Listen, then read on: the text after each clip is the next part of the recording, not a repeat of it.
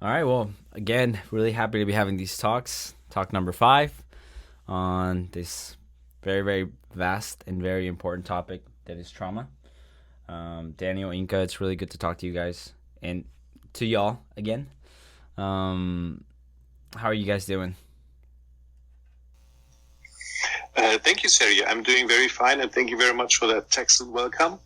And I'm looking forward to our chat. I hope you brought some nice questions, and I'm looking forward to what we're going to talk about today. Absolutely. I've been actually going through the subcellular book a little bit. I've been going through a lot of YouTube, a lot of talk on trauma, and there were a couple topics that we talked about last time that were still resonating with me. I think something that I really enjoy talking to you guys about is kind of the nuances of trauma, the behavioral aspects. And there is a video on YouTube on Dr. Dr. Graham McFetrich, and he kind of explains. I found this so interesting, but he kind of explains trauma as this example of somebody who loves their work, right? Somebody who identifies with their work a lot, and they get fired. And after they get fired, they just go into this kind of, I'm paraphrasing, but like this identity crisis, and they don't feel good at all. And in the video, he goes to talk about how these feelings that this person is holding aren't directly related to the being fired.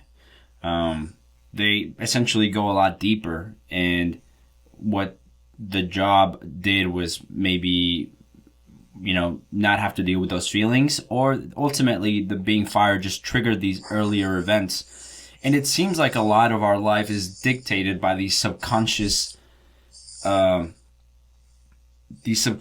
feelings and very deep issues that we have that we might not even know about. So I'm just wondering how you guys see that, and would love to hear more of your thoughts on that. Well, if I can step in there, I believe the case that Dr. McFetrich was talking about is one of those special cases that were discovered as being a structural problem in the psyche of the person rather than a direct trauma. Mm-hmm. So that means the structural problem leads for a person, for example, to identify completely with the job. That's kind of like an identity problem there. Mm-hmm. And when you take that away, then all hell breaks loose because you lose your identity. You get into an existential crisis. And that's not something that you can heal by directly following the feeling. You need to heal the structure. Does that make sense? So it's not necessarily like a early trauma event, but rather something a little less common. Well, it is an early trauma, but it's an indirect thing. You can't follow the feeling in the present back to the same feeling in the past. Oh, you can kind of go like a kind of around the corner. Mm-hmm. So the example which is used for explaining structural traumas and direct traumas is a little bit. Imagine you have a house. In that house, you have a sofa. Okay, it's just a one-story house, and when somebody sets the sofa on fire, that would be a direct problem with the sofa, and you could just extinguish it, and then it's all good. But if there is a hole in the roof of the house and it's raining outside, then the water gets onto the roof and drips through the hole and drips on the sofa, and the sofa gets wet. Now, trying to make the sofa dry wouldn't fix that problem. Okay, you have to climb up the roof, you have to fix that hole, and then you take care of the sofa. And so that's the difference between a direct trauma, where the sofa is like on fire and you extinguish it, or the indirect trauma and the structural processes where the sofa is wet. The wet sofa is just the cause of another problem, which is a symptom, right? Is a symptom of another problem, which is a little bit higher up, or somewhere else. Does that make sense? Okay. Yeah, that makes sense. It seems more complex than I mean, it makes sense. I obviously don't wholly understand it, but it seems like you're saying it seems like it's something more indirect. It's not a direct trauma, so it's not something that can be as easily fixed. But yes. So when in your example, Sergio, when somebody loses his or her job and then feels I don't know, very sad, very separated, and perhaps generates anxieties about the future or something, this might be a direct trauma, like the burning sofa, with these techniques we've been talking about in the previous episode. You could work on these, but it could also be due to a structural problem where the person identified so strongly with that job that basically that's the hole in the roof. That you first have to fix that issue, and then you can take care of the sofa. oh, okay, gotcha. That's good to know because I guess I always thought about these things more like these indirect traumas were direct traumas. So it's good to kind of understand it like that. Because I guess in the world we live in right now, there's a lot of, a lot of people, like the word workaholic is a very common thing. And so sometimes I think about it as that, like people who are workaholics tend to be people who, work so hard because for a lot of reasons, right? There's a myriad of reasons for that, but I always think about it in the sense that workaholics can be people who are just working so hard to not deal with other issues or, etc. And so I thought, if somebody got fired, then all these other issues would come up. But it seems like that's not what we're talking about. They're similar, but two different things. Am I right? It could be exactly this, what you said, and this already shows a big understanding of what's happening. The workaholic, having a workaholic there is a symptom. And the symptom can be caused by avoiding other issues, or can be caused by the big issue. I'm identified with that job, and without that job, I'm nothing, or whatever that person might think. And so that's the task. So the techniques, as we discussed, are pretty simple, but the task of the therapist is to find out actually when to apply which technique in which direction, because of this diagnosing that the therapist does. And as Inga said, we have regular or simple trauma, and then the Institute differentiates into special cases, and these identities or these identifications is a special case. A structural deficit. A structural deficit. Okay. Interesting. That's good to know. Thank you for that. Sergio, is that understandable? So, right? So we have that direct thing, where avoidance creates the workaholic, or the workaholic may be created because that's the identification. Correct. That makes sense. It's very complex. That's good to know. Thank you for that. I guess. I can't hear you right now. Oh shoot!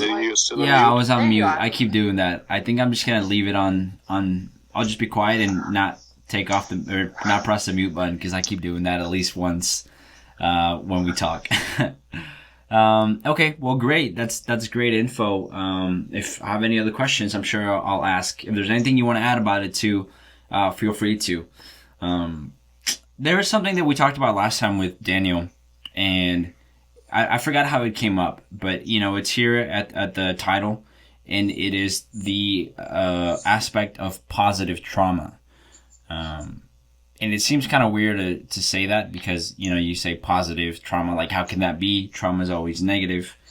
You talk to people in the EMDR field, and one thing they say a lot is, when you do EMDR, EMDR only takes the negative things away, not the positive feelings.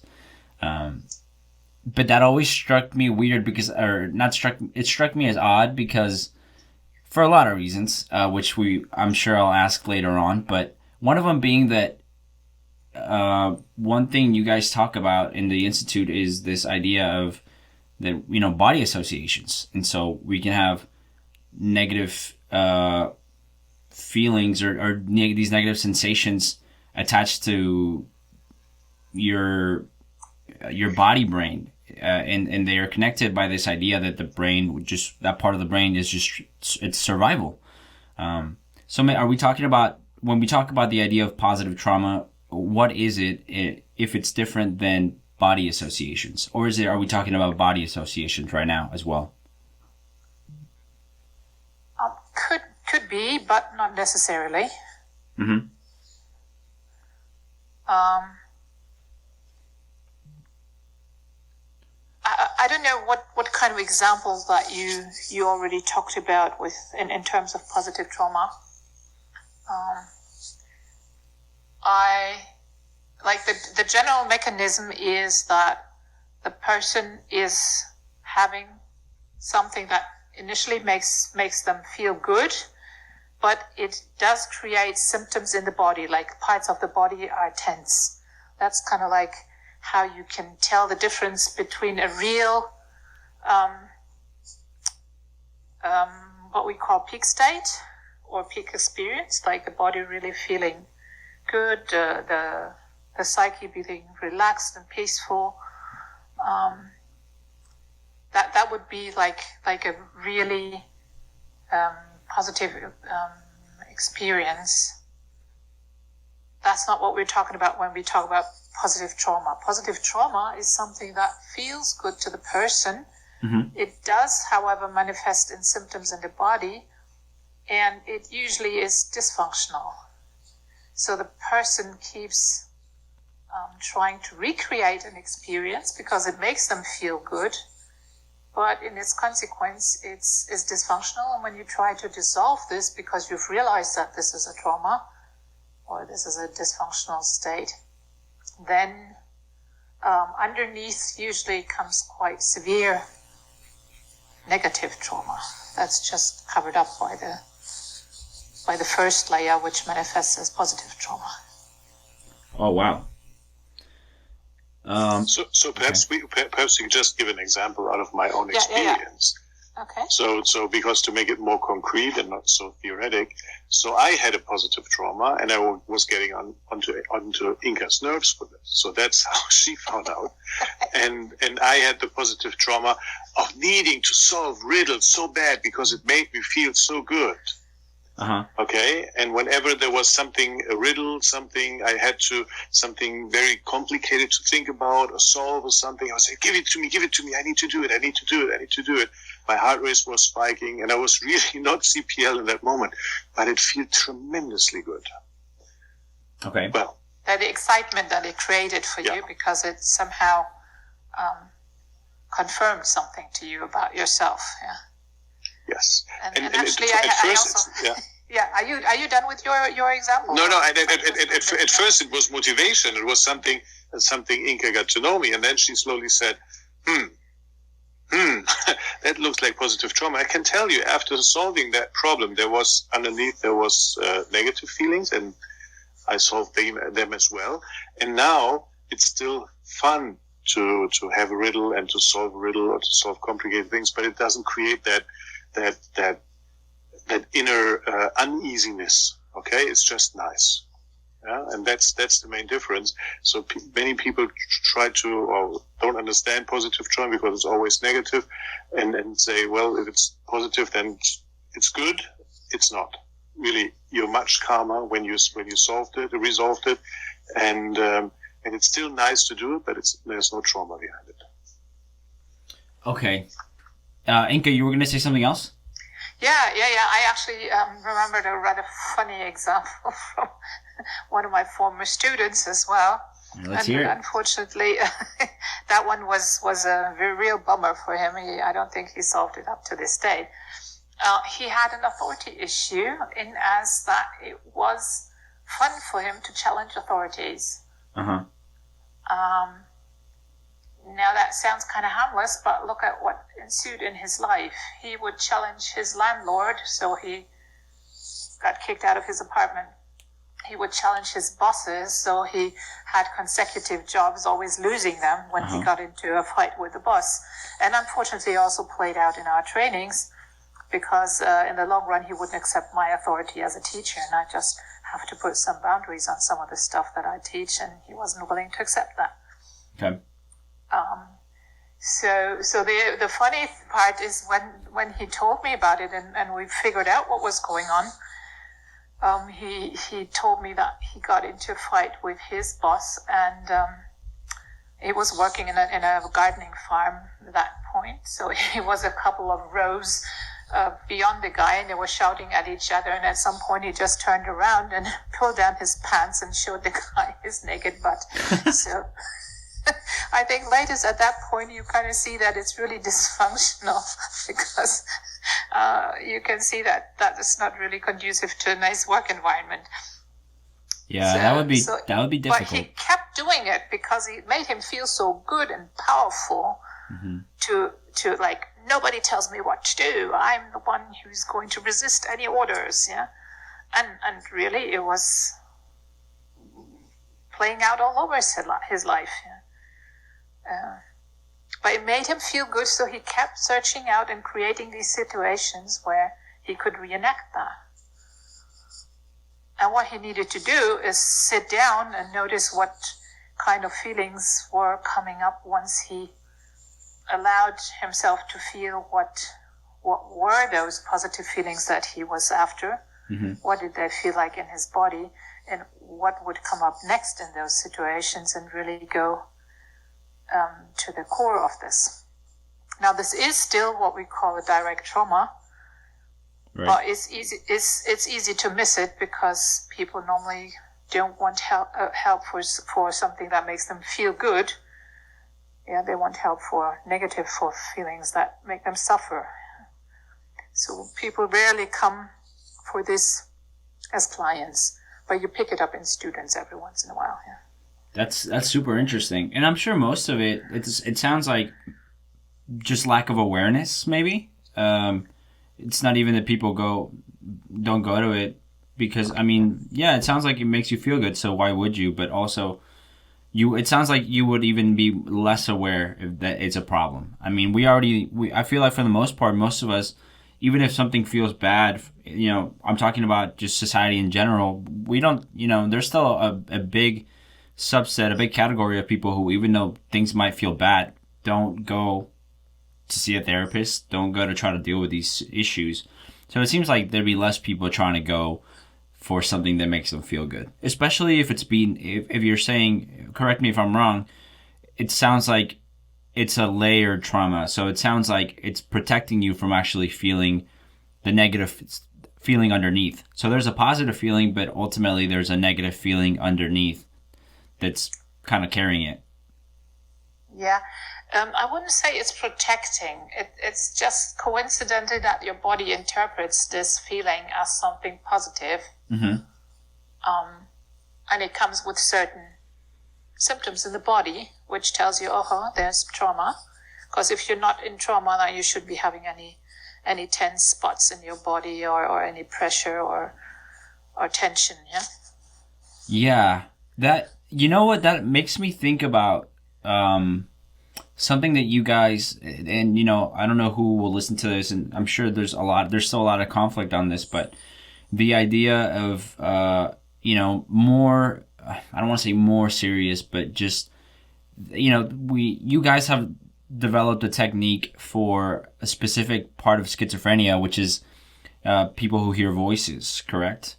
And not to say any of that is positive, but there is a lot of stories, even earlier, like very, very early, when you think about, I don't know if it was the Romans or the Greeks, but they had a word for something they called a daemon, which was like this little character they had. It was like an outside character they had that, or it was like a voice it had that was like external to them.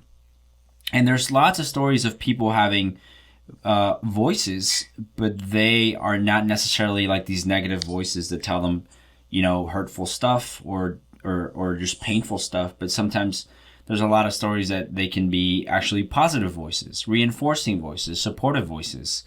Does that at all coincide with this idea of positive trauma at all?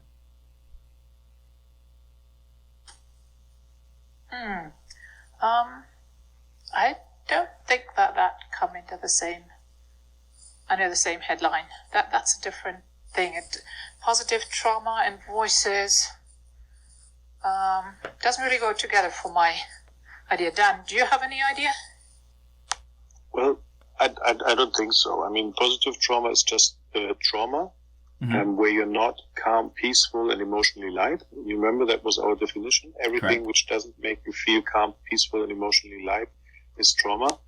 Just the interpretation of the feeling is not sadness or anger or fear or something like this. It's just euphoria or feeling good, like Inga pointed out in her example.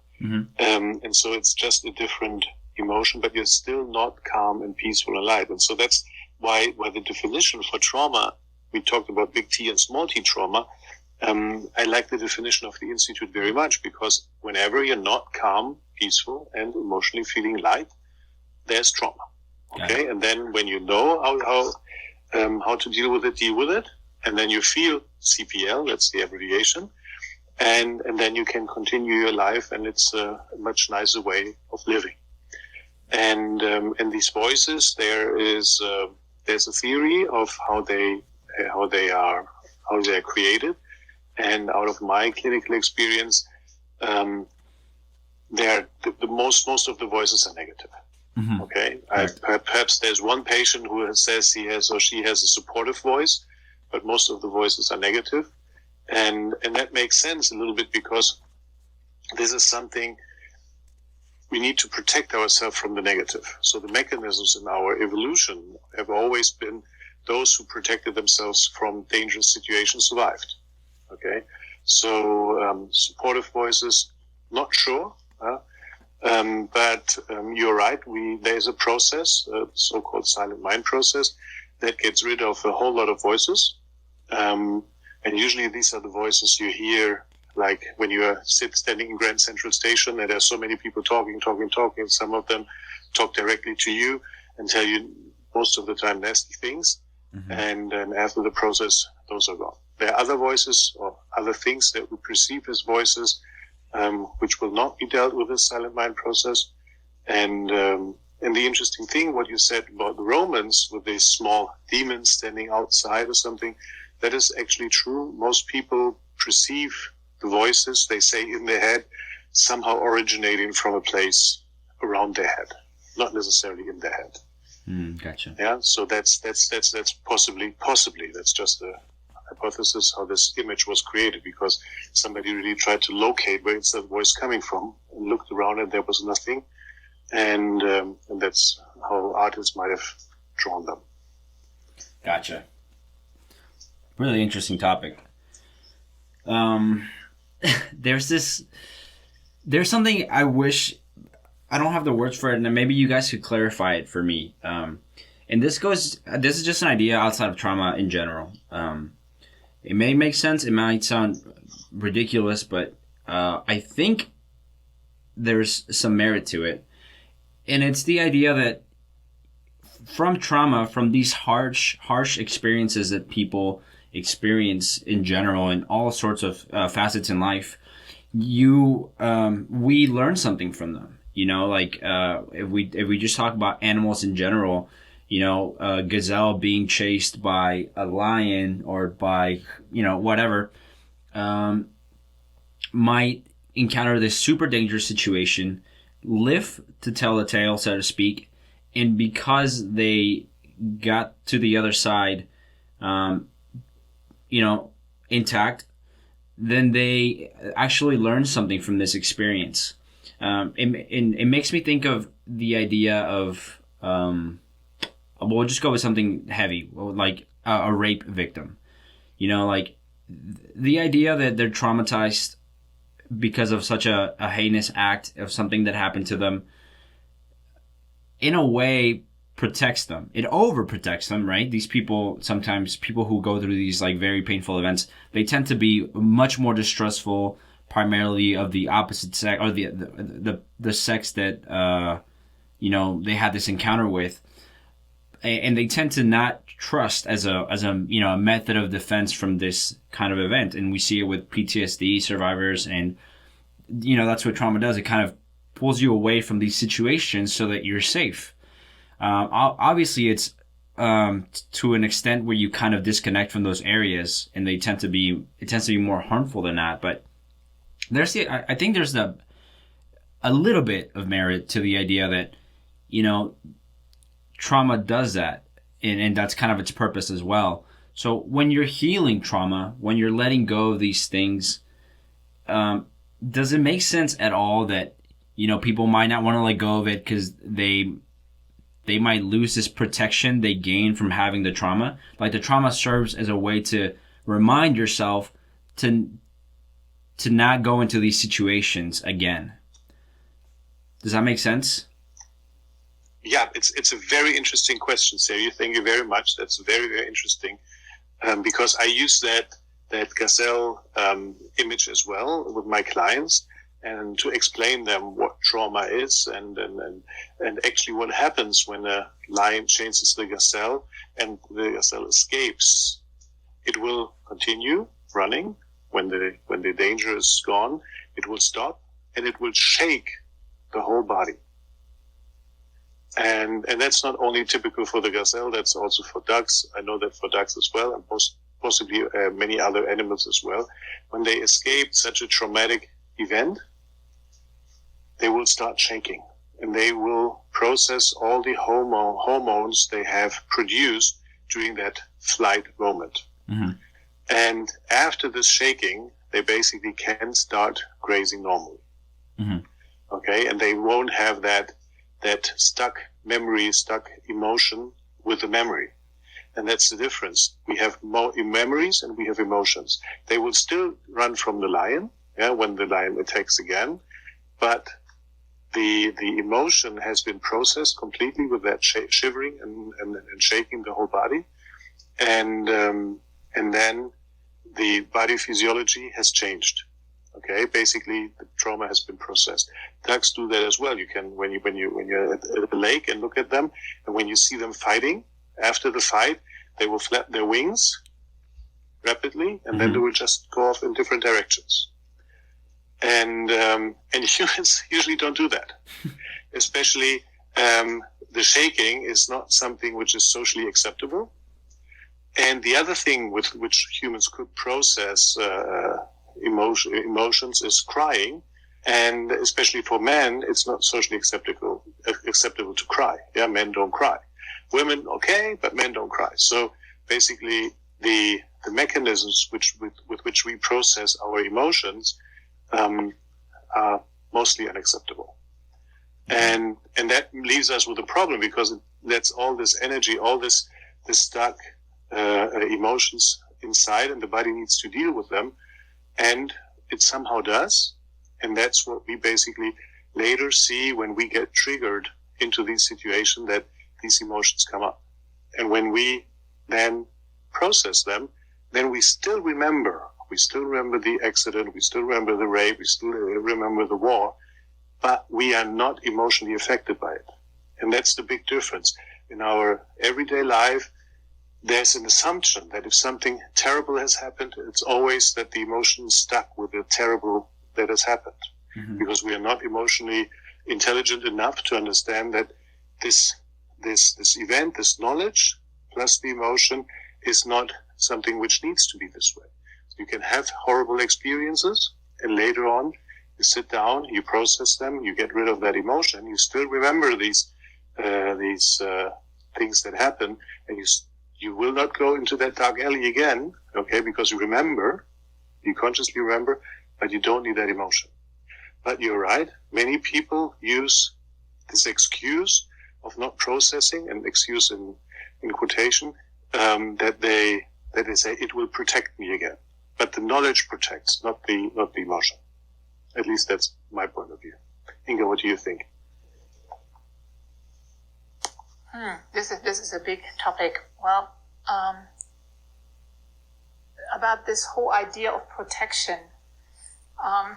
Needing protection comes from fear. Fear makes your brain go into the fight and flight response, which is great when you're a gazelle and you have to run, but in nowadays situations for most human beings, running is not the first thing that you need to do. You need to be in full possession of your mental faculties, and that means ideally no fear should hinder your proper processing of what you need to do optimally in this situation. So that kind of like chucks the whole idea of protection out of the window for me. And usually it's really just a defense mechanism of facing the actual feeling again, because it was feeling so terrible. Remember, I think we've talked about this, having your center of awareness or your sense of self inside the body rather than outside. Right. Yeah, so you place it outside because it kind of like spares you having to experience things fully, but it comes with this drawback of having to repeat the situation times and again. Correct. So once you put it back into your body, that gets you out of that hamster wheel.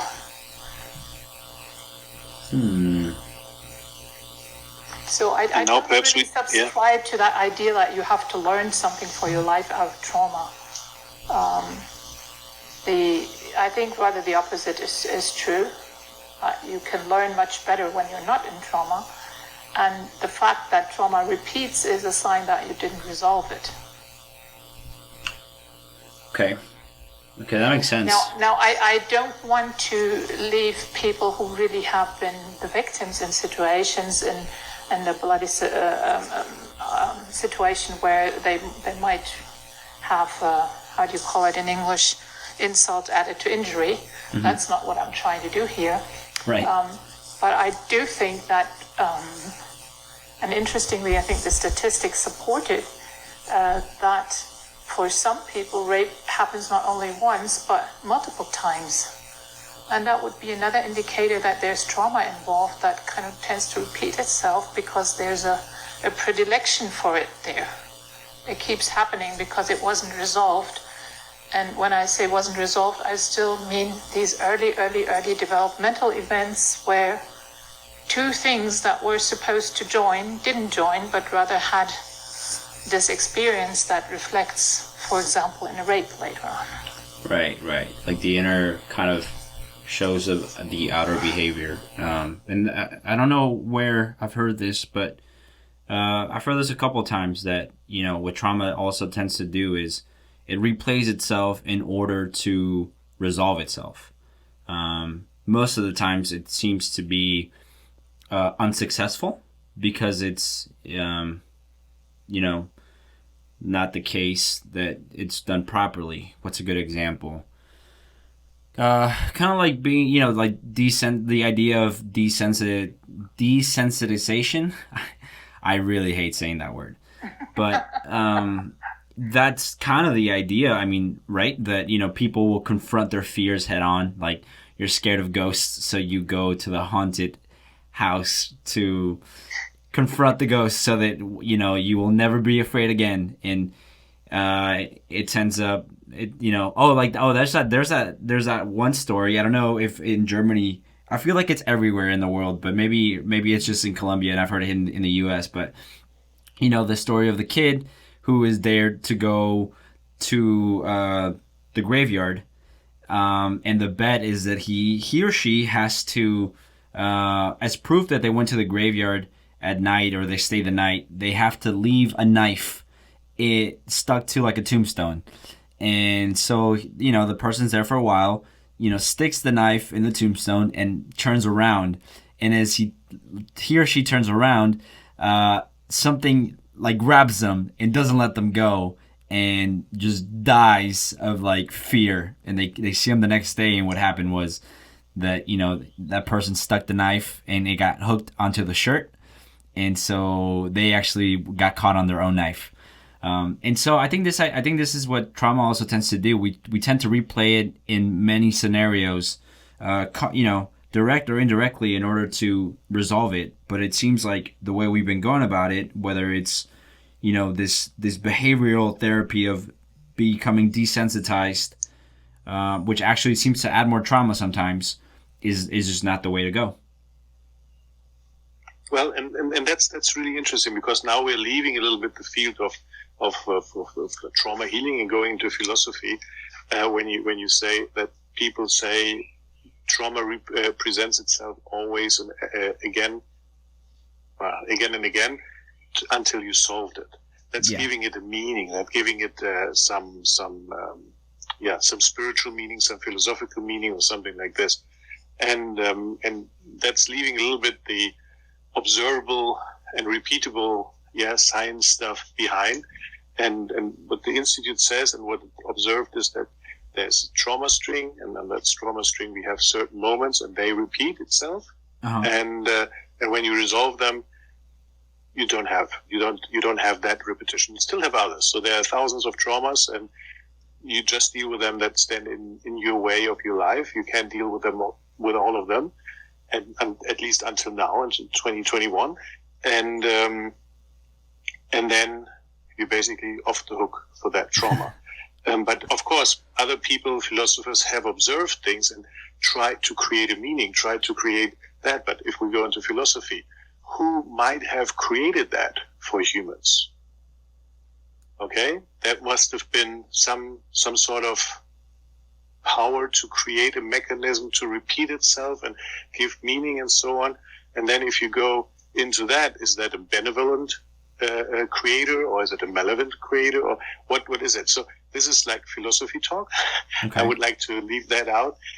But yeah, we know that it repeats itself, and just adding to this whole trauma is that we know when the body is in trauma that it doesn't work as well as if it's not in trauma. Okay, so right. There are metabolic pathways which don't work because there's trauma, and so the body has to be creative to work around it. At least that's what the model says from the Institute, mm-hmm. And that creates more problems. So when you feel a trauma, resolve it, and then you leave more peaceful anyway, and also more functional. Your body doesn't have to go alternative routes when it produces proteins, for example. Got it. So it's more of the way we're looking at it is more of, it's a biological imperative to heal trauma.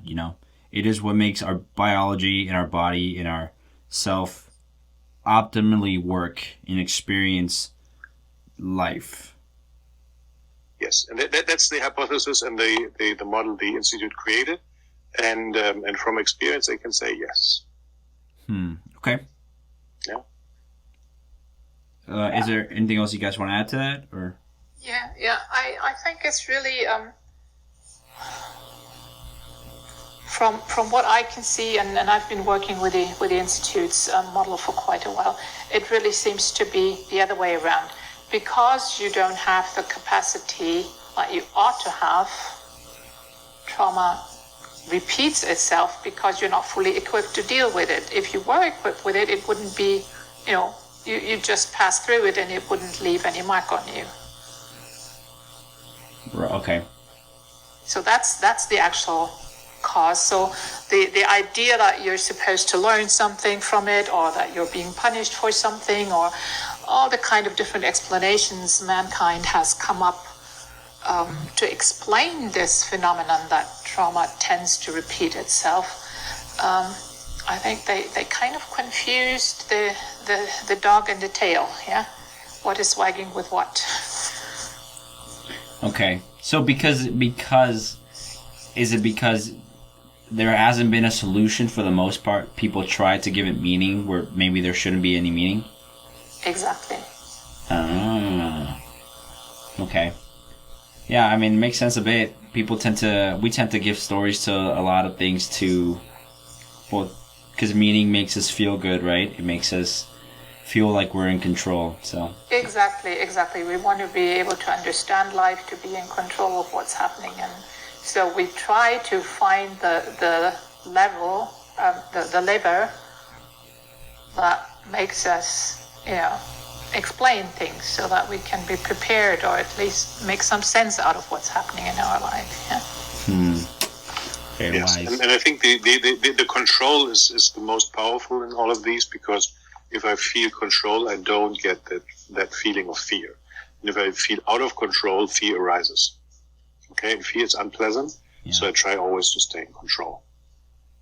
Yeah, that makes sense. Yeah. Well, there's this.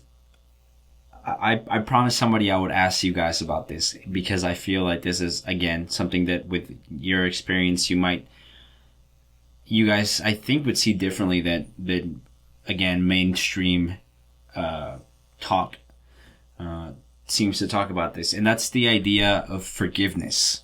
I feel like the idea of forgiveness is something that is very much tied to trauma and to emotional resolution. At least that's how I tend to see it nowadays. And it's this is how I see it, and I would love to hear your thoughts on this.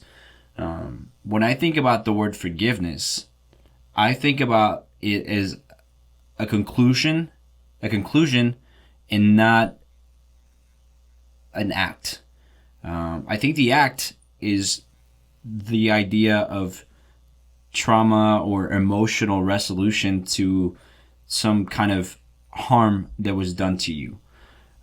This could be in a relationship. This is mostly in relationships where somebody hurt you, and it was so painful that it caused distrust in that person or the world. But it seems like where we are right now, in general, is that people use, and we talked about this, Daniel, so it may be kind of reiterating the same thing, just different words for the same thing, but we hear a lot of words of, you just got to forgive, you got to let go, forgiveness is easy, or not necessarily easy, but the idea on how we talk about it, it's that it's easy. And to me, I feel like forgiveness, from a personal perspective, has been difficult in a lot of aspects. In fact, it's almost as difficult for me, or it was at least, as the idea of letting go. It's become a lot easier lately, this past year. But that's also because I've been doing more inner work. But it seems like forgiveness is not necessarily it's the destination, not necessarily the journey. And I think people confuse that. I feel like when you forgive someone, it is because you let go of all these feelings that were bothering you. So it's really more about CPL to an extent. When you're calm, peace, and light about these feelings you were harboring towards someone, whether it's anger, jealousy, distrust, whatever it may be, sadness. When you don't feel those things anymore because you process them, then it's a lot easier to forgive. Does that? What do you guys think about that? That's beautiful, Sergio. And I think you brought up a lot of these elements already. And if we just start at the beginning, you said somebody has hurt me. Okay, let's just stay, for the sake of the example, with the emotional hurt and not with the physical hurt, because that makes it a little bit more complicated. Uh-huh. So if we're somehow, there are two people in a relationship, and then something is said, and then the other one says, "Oh, that hurts me," and the other one continues to just say that, and then the other one starts crying and running away, and it's horrible, and separation, and so on. And that person that has felt the hurt now needs to forgive the attacker, right? That's the concept of how forgiveness should work. Is that right? Yeah, I think so. Okay. And in one of the last episodes, we talked about that my emotions are my responsibility. Correct. So, and we created the vision of a world where people are emotionally aware and intelligent and know tools about how to help themselves and how to help others. And now somebody says something and that hurts. So that person wouldn't ask. Nowadays it's like this. No, somebody says something, it hurts, and they say, "Please stop doing it, it hurts." Okay? So you put the other one in charge and say, "Change your behavior because your behavior hurts my feelings." And in that other world, when we are emotionally intelligent, we would see that person A says something, person B says, "Oh, it hurts," and person B knows that person A basically just triggered a trauma in person B, and that there are tools to solve that trauma. And possibly person A didn't say that on purpose, on wanting to hurt, wanting to inflict pain, but just said it by accident or because that person didn't know that there's a sensitivity or something like this. Then now person A can switch into the empathic mode and can say, okay, look, I'm sorry, and let's work on it. And then person B works on it, and the emotion is gone, and the situation is resolved. Mm-hmm. So then there's no need for forgiveness anymore, because person B didn't carry that pain with him or herself. Gotcha. Okay.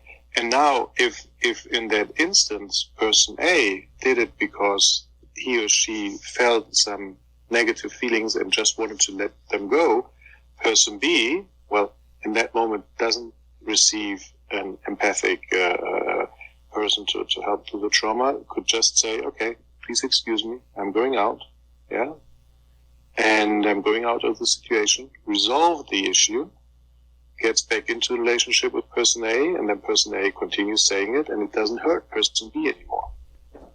So if that person A said something in this with this negative connotation, it doesn't work anymore. And that's how the relationship changes, when just one person changes. Right. Okay. Okay, does that so forgiveness is something, it's easier, as you said, when you do the inner work, and when you hold grudges, you basically hold on to trauma, hold on to negative emotions. You're not CPL when you hold grudges. Mm-hmm. And when you resolve these grudges, it's way easier to see that the other person might not have done it with bad intentions. But there are always situations where that person did it with bad intentions. But then, basically, your empathic mode switches on, and then you see, okay, why these bad intentions? Because person A was also in pain and just wanted to get rid of the pain. That's not talking about the level of responsibility and laws and legal actions and so on. I'm just talking about the exchange on an emotional level. Okay, if right. person A did something and violated laws, of course he or she needs to be punished. There's no doubt about that. But I'm just talking about that on the emotional level here. Okay. Complicated, I know. It's much easier when I draw it on the whiteboard. Inka, do you have any thoughts? Yeah, I wonder if forgiveness at its core doesn't contain simply also acceptance. That, okay, shit happened. You know, let's get to the point where I release whatever I feel in my body towards the other person. And that's actually not that far from how I work with my clients, yeah. So as long as you keep forgiveness as a mental concept, it may not work as well as if you do it in a full body experience. Right. So forgiveness isn't necessarily a process, is what you're saying? Well, I mean, it may take some people a bit longer, but essentially it's really just, okay, accepting this is what happened, so I'm not refusing, I'm not going into I wish it would have been different things, or it should be different and the other person should be different, more importantly.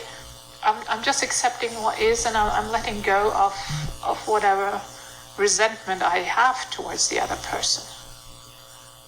Right. And for me, that's a very physical process. Right. Correct. Yeah. That's how I think about it as well. Okay. No, I mean, none of these topics are simple. I don't think any of these topics are simple. I think that's kind of the whole point of being here, right? To it's kind of like emotions. You know, emotions sometimes can be very hard to describe. It's a very abstract, subjective process. But I think it's important to nonetheless create language and conversation around it to to adapt it so that we can talk about it better and better each time. And it's really interesting because it seems like we have a little different language for it, all of us, but we are in a way describing a lot of the same things, or we agree on a lot of the same things. So I think it's, again, I don't think it's an easy topic at all. I think it's just great we're talking about it. And one thing I agree with a lot is the main thing that you can do is you can be in charge of your emotions. You know, you cannot hope for somebody to change.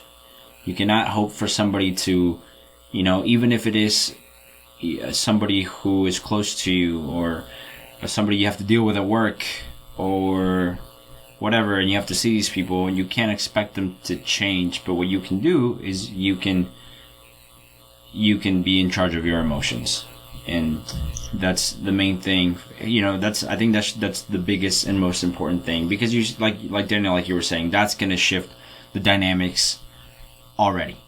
So. Oh yeah, and I love it that you repeat it, because that's my biggest dream, when we are in that, we create that awareness in people that emotions really are your thing, and you can deal with them, and it's not a problem.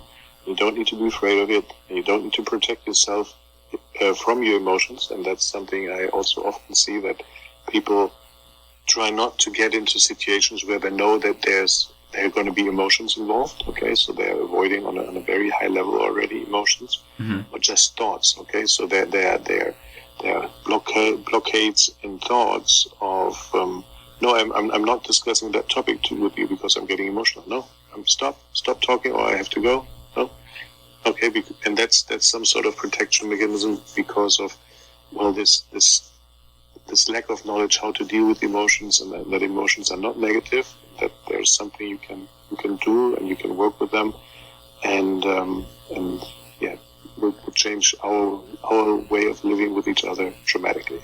Yeah, I agree. But I think that's the biggest issue. That's the biggest, like you said, blockade, that most people are in these, make these decisions because, like Inka, you were saying, they don't know how to deal with them. They don't know what to do with them. So a lot of times it's like issues repeat themselves, and they repeat themselves, and people don't want to talk about the same problem they've been having for years anymore. They're fed up. They're tired. You know, I can speak to that. I can speak to trying to deal with independent issues in therapy for years, and being like, I'm still dealing with this. This thing still affects me. It's still very much a part of me, and I'm tired of talking about it because nothing happens. I just, I've been in therapy. I used to be in psychotherapy for a long time when I felt like I really needed it, and I would cry about the same things over and over again, and I'd be like, well, I'm crying about this. I'm feeling sad about this, or I'm crying. I'm having catharsis. But I still feel that these things still affect my life, and they affect it outside of that individual sensation or event, and they bleed out into other ways in how I perceive the world. So, what the hell? I think that's where a lot of people are. Yes, and I love it that you're so open about it and transparent, because that's already the first step, to admit that there can be issues, and it's not a shame, and you can talk about it, and then take it from there. Emotions are not dangerous. You can work with emotions, and then not only know about it, but then get into the experience that really there's change. Yeah, with simple techniques applied the right way, there's change. Yeah. And usually good one. Sorry, Inka. Yeah.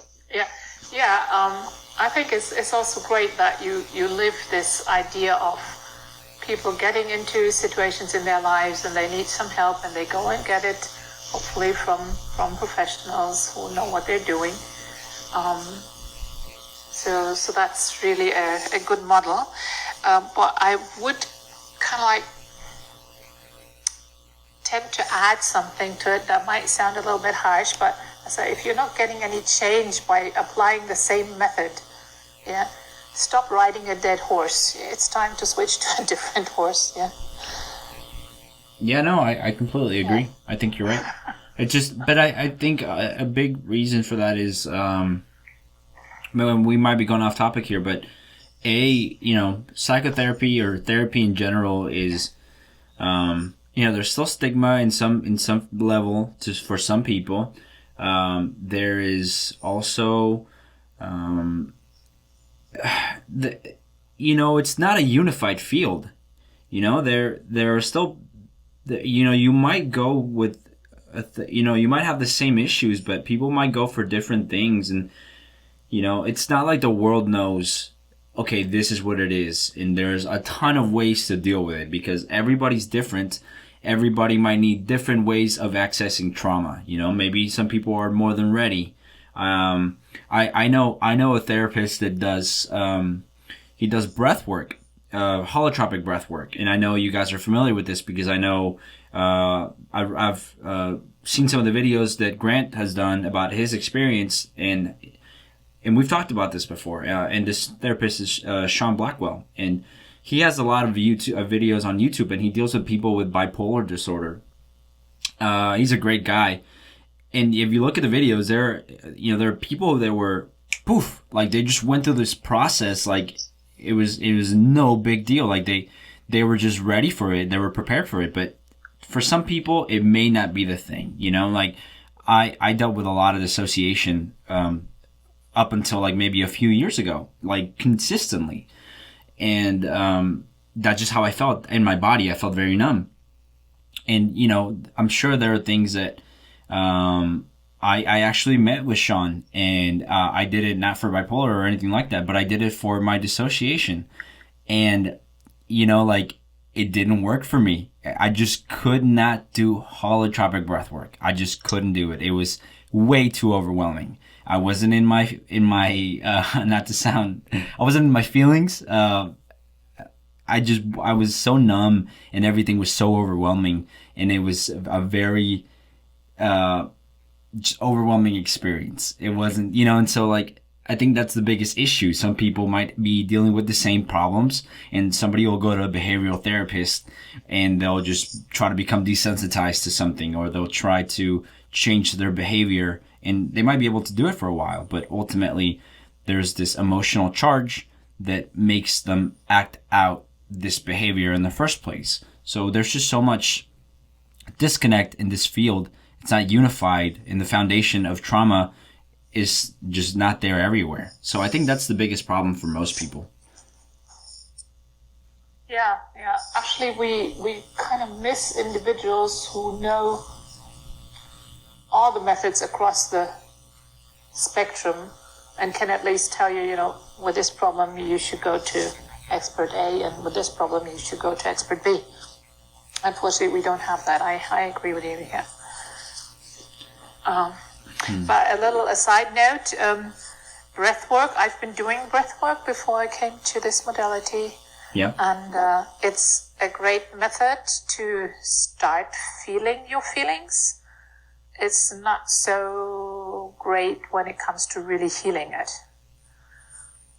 So I think I told the story where I've been doing my whole breathwork training out of body because I never knew the difference, and I took it as given that all this talk about being out of body is just woo-woo stuff. Where else would I be than inside my body? I wasn't, but I didn't know the difference. Correct. So I just labored under the wrong assumptions there. And in fact, my breathwork sessions sometimes left me re-traumatized, yeah. So I can feel with you there when you say it was overwhelming and hard to process. Yeah. Yes, I definitely understand that. That idea of being re-traumatized is that's a difficult topic as well. I mean, I think that's something that I took out of it. I didn't understand what being re-traumatized meant, but yeah, I mean. That's very simple. If you remember the session, and you remember the session as like a stuck photograph where you see yourself in the session rather than from the viewpoint of where you were actually located in the session, that means you've re-traumatized. What does that mean, though? Does that mean that you relived, you tried to heal an event, and then you just added more pain to it? Yeah. Okay. remember how we said trauma tends to relive itself? Right.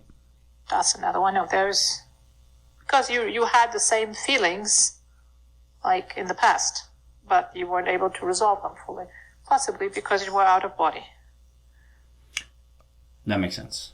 What do you guys tell people who, since we're talking about the subset of people who might need different types of modalities, how do you know?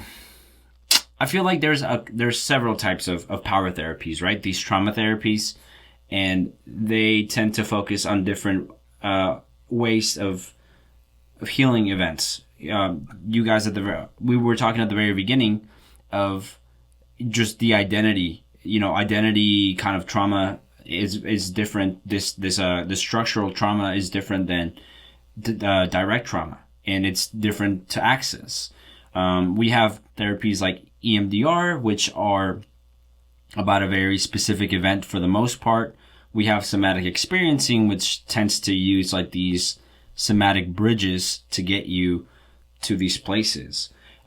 You were just talking, Inka, about people who are outside of their bodies and maybe not even know it, who are disconnected from their emotions and may not even know it. And it gets me to think about something we talked with Daniel, which is, again, somatization, sometimes of actual physical issue. Like sometimes, IBS, like people talk about having stomach issues as a good example of having turbulent emotions. But sometimes people, might be dealing with issues in their life and they go see a therapist for whatever reason. Like they're very anxious, they're having panic attacks, they're, yada, yada. So, the list can go on. And some people might be able to feel their emotions well. Some people may even know why they're feeling that way. They might be like, I'm here to confront this that happened on this day. Some people just might feel very sad. And then there are people who may not know what's going on with them, why they feel a certain way. I tend to be aware, for example, that I have issues that I want to heal. I might not, but I personally don't know what is underneath it. And I tend to feel some emotions, but I tend to feel a lot of somatic sensations in my body. So I feel like there's so many categories to start from. The techniques you have at the Institute, do they work with all forms of where people are at in a certain stage of healing, like how they're feeling their feelings or whatever it is that's going on within them? Well, that's a very interesting question, and I was waiting actually for the question after your introduction, and I was waiting for a question with who does it work, with who does it not work, and now we'll go basically to your question. It's if we would say all, it works with all, that would be wrong, because there are certainly situations where peak stage therapy might not work, or it might not work because the therapist might have an issue with the situation, with their client, or might not be recognizing the situation. So that's why in the Institute for the Study of Peak States, there's a hierarchy of therapists, from certified therapist to an advanced therapist, so that you can always get help. A little bit like a normal clinic and then a university clinic or something like this. So there's a hierarchy where you can refer clients to when things seem to be stuck. But there are very, very good books. They're it's an excellent training as a therapist. So you get trained for many, many situations to deal with. And yes, you have to start with some clients. You have to start of just learning to be in body, learning to see, okay, it's not good or bad feeling. There's an emotion behind it. And is that powerlessness? Is that anger? Is that fear? And so there's some education as well. It's not only tapping. So there might be the need for some education. And for some clients that, as you pointed out correctly, they already know. They feel, in that situation, they feel anger, and that's in that part of the body. And then you just apply the tapping techniques. From my experience, I have seen that there needs to be a willingness of a client to change. So either it's because the pressure or the suffering is so big, or the client is curious. I like especially the curious clients because that's fun to work with when they want to experience new things. But if the pressure to change is there, if the willingness to change is there, then these techniques can work wonderfully. But if a client doesn't want to change and, for example, just goes to therapy because the spouse said he or she needs to go to therapy, that's a little bit tricky then. But I think it's for all therapies. When the motivation is not there. Yeah, that's actually a very good point. Yeah, I'm here because my husband, stroke wife, said so, and they won't do X, Y, Z for me if I don't do this. Then, yeah, not a good starting point. There needs to be a self-motivation, and I always say like at least 51% of the client needs to be willing to solve this. There may be some resistance to it, but the majority of them needs to be willing to do it. Got it. So the main thing is the person really needs to want to change themselves. That's the first thing. Yeah. And be willing to do the work that it takes. Got it. So having said that, the kind of clients that I feel I can't really help them is the ones that insist on talking instead of feeling. The ones that think emotions are there to be acted out, and they're really not able to come to that place again where they're really just feeling them. That's an interesting concept because there are so many modalities that stress this acting out part without understanding that this will get people out of body again in many cases. So, and they confuse the piece that comes from sheer exhaustion of actually acting it out with actually resolving the trauma. That's this idea of catharsis, right? Yeah. And then there are actually people whose particular situation we haven't really mapped out on this psychological card of a map of the structure of the psyche. Yeah? There may be just things that we haven't exploited. I think we've covered a big part and we can help a lot of people, but there may be just some conditions that we haven't really gotten the handle on yet. Got it. That makes sense. Would you I guess I didn't ask it completely, but do you see it all as kind of this kind of hierarchy of expression where somebody, has a very clear memory, and then we have somebody who just feels anger? They can very clearly know, like, I'm in my chest that doesn't tend to play a big role for me. No. What do you mean? That's just no difference. It's basically the thing with the elephant. Do you know the story with the three wise men and the elephant? Right, all of them were blind and they kept exploring the elephant. And one said, "Oh, it's like a big tree trunk," because he had a hold of their leg, and the other one said, "No, it's like a pancake because he got a hold of the ear." And then I said, "No, it's like a snake because he got a hold of the trunk." And they're actually just describing the same thing. So once you understand that, you just need slightly different words to guide your client through the trauma. That's all. Oh, okay. So it's not necessarily a big issue. Like, there are methods to kind of start where you're at to get to where you need to go. Exactly.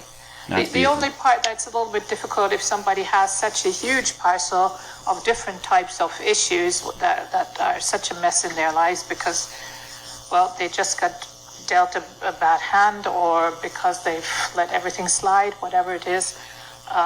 That might be a bit difficult to sort out what to tackle first. Yeah. Right. That makes sense. You might have somebody. I don't know if it's you guys, but I read somewhere that for the most part we tend to have a couple of active traumas consistently throughout the day. Do y'all agree with that or no? Well, that's just such a generalization. I don't think I'll go with that. But people are in so different places, yeah? Yeah, that's true. So, yeah, I don't subscribe to that. Sorry. No worries. No, that's how I'm asking. I it definitely wasn't my idea. I just read it somewhere. Yeah, I don't know about that either, Sadie, but I have one more. There's one category of, well, we can't really call them clients, but there's one category of people who have emotional problems, and it's difficult to help them with these techniques as well. And that's the ones that expect immediate results, just like by taking a pill, and then 20 minutes later want to be living in paradise. This is not something that these therapies can do. There's, as Inga said, there's some work involved, but therefore you don't need a pill later on. Okay, and but yeah, so the willingness to change, the willingness to work, and accept change, and everything else what we said, minus that thinking of we don't have that that thingy, that device that the Men in Black have in the movie. So we just press and then all the memories are erased. We don't have that. Okay, so some pills do that for a short period of time, but they are mostly highly addictive, so it's not a solution. Yeah. Right, and that's what we were talking about last time, right? That what was it? Pharmaceuticals, the word? Yes, pharmaceuticals. Yes. That's not the end all. That's just still most likely a chemical change, but the root is, as always, at least so far, just trauma. Okay. Well, I have a question to ask you guys. I don't know if it's because we usually do an hour and a half. I'll ask it, and if you guys, we can just talk about it next time. I think it's more about clarifying. I like the idea of just talking in general about power therapies, and for people listening, I know this is the second time we've mentioned it before, but power therapies are just these trauma healing techniques that tackle at the root emotional issues. But there's quite a few out there that like I was just saying, they're different. They tackle things from a different level. Some can go deeper than others. They have their strengths and weaknesses, I suppose. One thing that I wanted to talk to you guys specifically was about what you guys do, and I know you tend to. It seems like you tend to use tapping, a specific form of tapping, more than other kinds. I know that wholehearted healing was something that is used as well. I don't know how much. And my question really is, it seems like with certain types of these power therapies, you don't have to go and feel everything. In fact, it seems like in some of these power therapies, you don't even have to know why you're feeling this way. You can just feel the feeling, and you don't necessarily have to go back to that event and relive it or even understand what happened. But it seems also like there are some. I'm just wondering. It seems like there are some where you do, and in fact, I think in one of the books, I think the Wholehearted Healing book, there's the idea that you can actually heal it and then reshape the memory of what happened. So my question is, are there pros and cons to doing this? Is there like a more complete form of healing when you do it the longer way, or when you just heal without really needing to understand everything that happened in the past to relive it, to understand it? Is it a less complete form of healing? I ask this because in EMDR, there are steps. I don't know how aware you are of the process, but there are steps to this healing modality. And once you kind of heal the event, there's this last step where they kind of try to implement a positive emotion afterwards, or like a positive, it's like this negative feeling is gone. So now we can rewire the brain to act properly, in this event, which seems a little unnatural, but I'm just curious your thoughts on this. Again, we can talk about this next time, or we can talk about it right now. It's really up to you guys.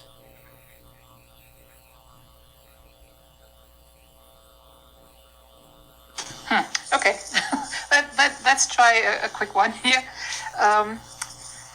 I can just answer for tapping versus wholehearted healing, which is a regression therapy to the earliest moment of that particular trauma. And the long and the short of it, the tapping that we use is the closest thing to a magic wand that we know. So it's really, let's just get rid of that feeling, focus on it, focus long enough, tap long enough.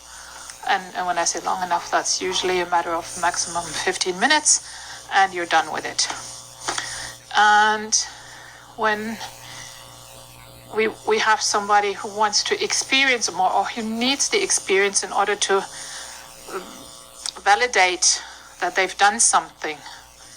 In other words, like 15 minutes of tapping, that can't really make such a big difference to a lifelong trauma that I've been battling with and seen 50 therapists for. Yeah? Right. They might need to have that experience and have the 3D reliving of the trauma, and it will give them more of a benefit, because then they will accept the change that's happening easier. Okay. Or there may be also some particular reason involved that has to do with research. Wholehearted healing is a great research tool because it allows you to explore those early moments in development. Okay. Those would be the two reasons why I say wholehearted healing is a good thing to use. I would, though, recommend these days to use that as a hybrid, because the tapping really speeds up the healing. Wholehearted healing alone will do the trick eventually, but the tapping makes it really much easier and quicker. Gotcha. Yeah. So EFT is one of the power therapies that you mentioned.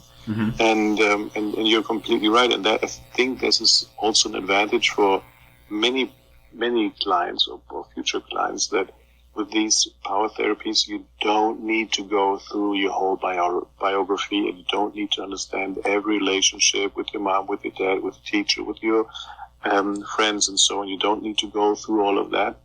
And you just go, okay, where is my problem? What is the problem? How does it feel? And then we go into the process of resolving it.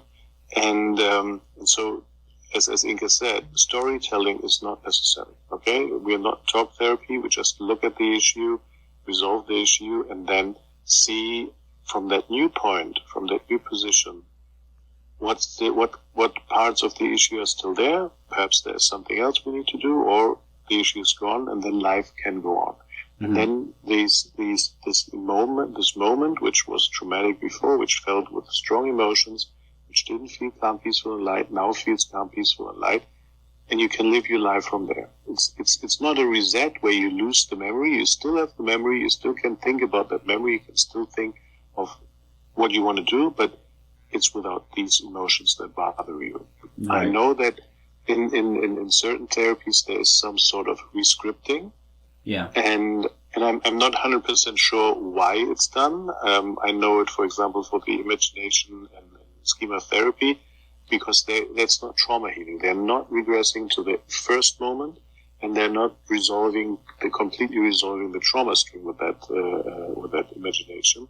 And therefore, they don't get to that CPL state, and therefore they just rescript basically the past so that you get a positive feeling about it. Well, that's one thing I would like to do within the next year or 2 years, to introduce peak states therapy into schema therapy, to do a small study with that. That's what I talked about in the symposium, to see if we, with the tapping and with that knowledge of the scientific model of the Institute for the Study of Peak States, we can perhaps speed up that kind of therapy. Okay? Got it. So, because as I said, 15 minutes, and then the thing should be a thing of the past. That's beautiful. That's wonderful. And well, like you guys, for people listening to this, like you guys have said a lot, it's a pay by results model. So if it works, then you pay. If it doesn't work, then you don't pay. If for people listening to this, what's the best thing they can do is always to connect with you guys individually, and ask questions, kind of like we are right now. I'm sure, I've been kind of trying to be personal so that people can get an example, but everybody's got a different story. what's the best thing they can do if they want to ask you these kinds of questions? Well, come here to our Clubhouse chats and ask these questions. Ask these questions as a comment on the YouTube where we put the recording, or just send us an email. Yeah, and then go to the webpage, schedule a call with us, and then we can take it from there. Okay. Yeah. I mean, if they're really in the place where they really want to take action, I think we both offer free calls for people who just want to explore this option and see if we're the right fit.